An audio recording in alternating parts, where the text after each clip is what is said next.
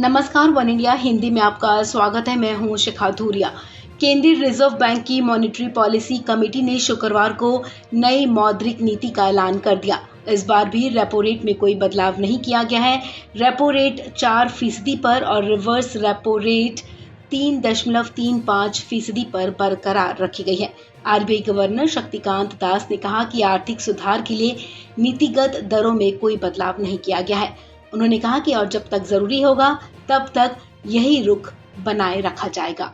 The increased spread of COVID-19 infections in rural areas, however, pose downside risks.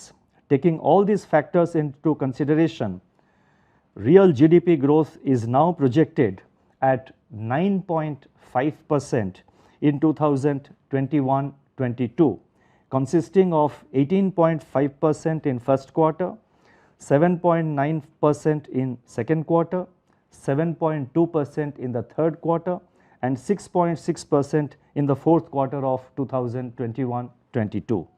Now turning to the outlook for inflation, the favorable base effects that brought about the moderation in headline inflation by 1.2 percentage points in April may persist through the first half of the year, conditioned by progress in monsoon and effective supply-side interventions by the government.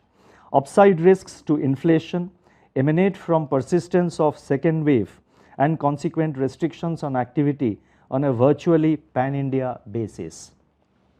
In such a scenario, insulating prices of essential food items from supply-side disruptions will necessitate active monitoring and preparedness for coordinated, calibrated, and timely measures by both center and states to prevent emergence of supply chain bottlenecks and increase in retail margins.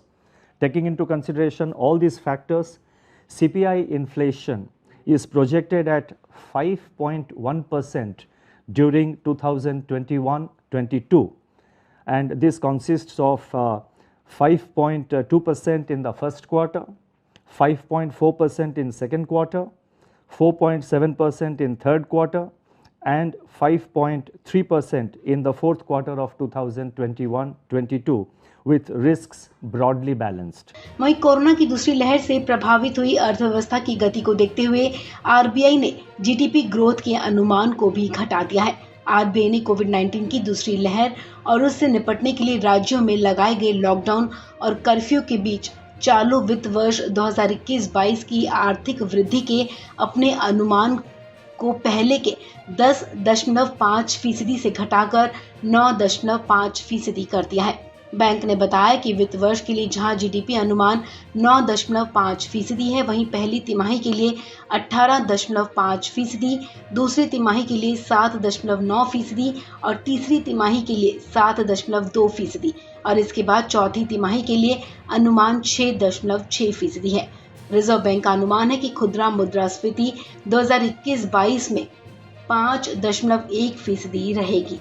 Governor ने यह भी बताया कि दूसरी लहर के प्रभाव को कम करने के लिए एक अलग से 15,000 करोड़ का लिक्विडिटी विंडो खोला जा रहा है, जिसके तहत bank, hotel, restaurant, tourism sector को उधार दिया जा सकेगा। इसके अलावा एमएसएमईज को और सपोर्ट देने के लिए सिडबी को 16,000 करोड़ की लिक्विडिटी फैसिलिटी दी जाएगी।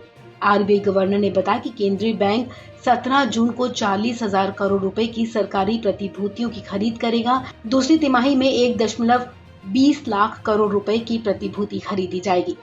रिजर्व बैंक गवर्नर ने कहा कि हमारा अनुमान है कि देश का विदेशी मुद्रा भंडार 600 अरब डॉलर से ऊपर निकल गया है। आरबीआई गवर्नर शक्तिकांत दास ने कहा कि कोरोना की दूसरी लहर के चलते कई प्रतिबंध लगे हैं, लेकिन पहली लहर के मुकाबले इस बार आर्थिक गतिविधियां उतनी प्रभावित नहीं हुई हैं।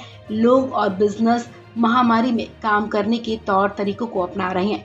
उन्होंने कहा कि आने वाले महीनों में वैक्सीनेशन की प्रक्रिया और तेज होगी, जिससे आर्थिक गतिविधियों को तेजी मिलेगी। इस खबर में फिलहाल इतना ही।